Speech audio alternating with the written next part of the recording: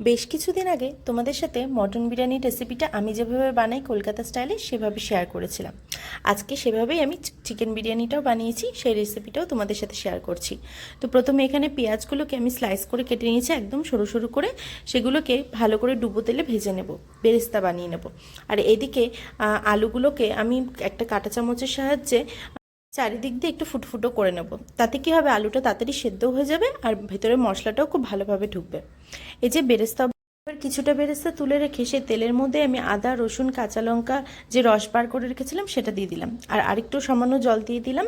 এরপরে আলুগুলোকে ওর মধ্যে দিয়ে দেবো সেদ্ধ হওয়ার জন্য। তার জন্য অল্প করে নুন আর হচ্ছে কাশ্মীরি লঙ্কার গুঁড়ো আর শুকনো লঙ্কার গুঁড়ো দিয়ে ভালো করে মিশিয়ে নিয়ে তার মধ্যে আলু 15 মিনিট মতো সেদ্ধ করে নেবো। এতে আলুটা 70% মতো সেদ্ধ হয়ে যাবে। এরপরে একটা কাঁটা চামচের সাহায্যে ভালো করে দেখে নেবো যে আলুটা কতটা সেদ্ধ। এবার ততক্ষণে বিরিয়ানি মশলাটা বানিয়ে নিলাম। এখানে নিয়েছি আমি বড় এলাচ, ছোট এলাচ, লবঙ্গ, জয়িত্রী, জায়ফল, সামরিচ, সাজিরা, দুটো দারচিনি স্টিক আর অল্প করে ধনে। গোলাপের পাপড়িটা অপশনাল, ওটা না নিলেও হয়। এরপর এগুলোকে শুকনো খোলায় কিছুক্ষণ ভেজে নেব, খুব বেশি ভাজার দরকার নেই। তারপরে এটাকে গুঁড়ো করে নেব। আর এদিকে চালটা এখন ভিজিয়ে রেখে দিলাম। এখানে আমি 1 কেজি মতো চাল নিয়েছি আর মাংসের পরিমাণ ছিল 1.5 কেজি। এবার আলুটা ভালো করে সেদ্ধ হয়ে গেছে। এবার আলুটা নামিয়ে নিয়ে আমি মাংসের পিসগুলো এক এক করে দিয়ে দিলাম। আর সাথে দিয়ে দিলাম সামান্য পরিমাণে লবণ, শুকনো লঙ্কার গুঁড়ো আর অল্প করে কাশ্মীরি লঙ্কার গুঁড়ো, আর দিয়েছিলাম বিরিয়ানি মশলা। এরপরে এটাকে ভালো করে মিশিয়ে নিলাম। এর সাথে হাফ চামচ মতো গোলাপ জল আর হাফ চামচ মতো কেওড়া জল দিয়েছিলাম, যাতে মাংসের ভিতরেও গন্ধটা খুব ভালো মতো ঢোকে। এরপরে মাংসটাকে মোটামুটি 15 থেকে 20 মিনিট মতো আমি সেদ্ধ হতে দিয়েছি। মাংসটাও আমি এখানে 70% মতো কুক করে নেব। এই যে মাংসটা হয়ে গেছে আর নামিয়ে নিলাম। এবার বাকি যে ঝোলটা রয়েছে সেটা আলাদা করে রেখে দেবো, বিরিয়ানি লেয়ারিং করার সময় এটা ব্যবহার করব। এরপর একটু দুধের মধ্যে আমি খোয়া ক্ষীর আর অল্প করে এলাচ গুঁড়ো মিশিয়ে নিয়ে রেখে দিয়েছিলাম পাশে, আর সাথে দিয়েছিলাম 1 চামচ কেওড়া জল আর 1 চামচ গোলাপ জল। এরপরে সব রেডি হয়ে গেলে এরপর লেয়ারিংটাও করে নেব।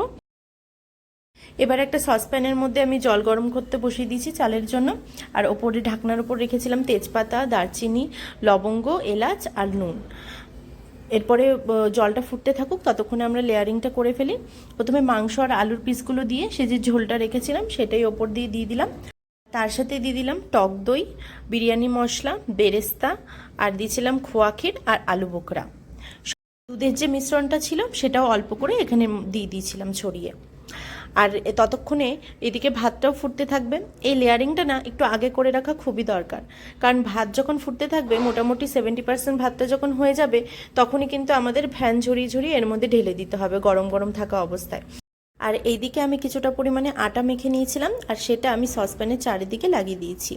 আটা দিলে কিন্তু দমটা খুব ভালো হয় অন্য সব কিছুর থেকে। এরপরে জলটা ফুটে গেছে, তখন আমি দিয়ে দিলাম চালগুলো যখন মোটামুটি 70% মতো কুক হয়ে যাবে তখনই একটা ছাঁকনির সাহায্যে আমি ফ্যান ছেঁকে ছেঁকে চালগুলো এর মধ্যে দিতে থাকবো।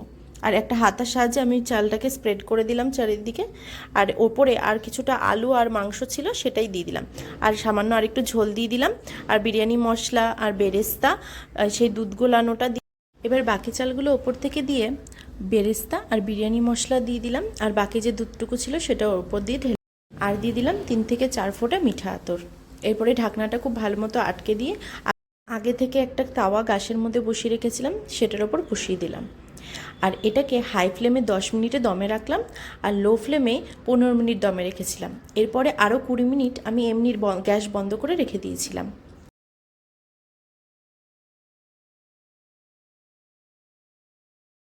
এরপরে একটা ছুরির সাহায্যে ঢাকনা খুলে নিলাম আর ওপর দিয়ে দিয়ে দিলাম গাওয়া ঘি।